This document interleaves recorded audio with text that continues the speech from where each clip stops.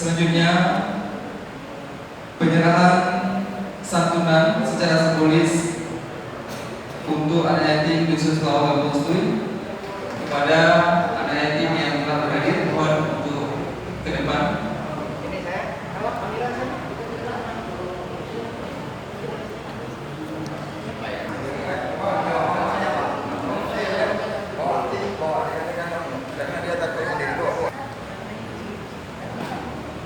Baik, penyerahan santunan secara simbolis akan diserahkan oleh Bapak Imam Gabung Bungstui dan Bapak Uci Gabung Bungstui.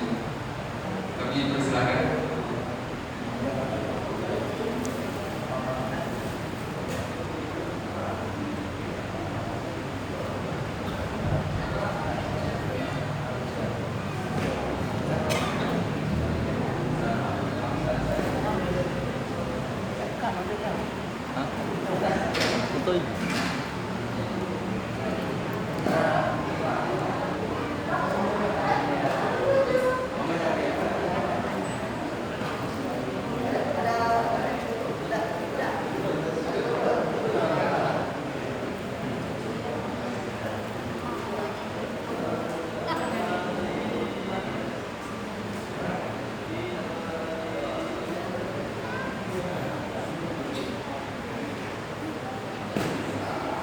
Baik, terima kasih.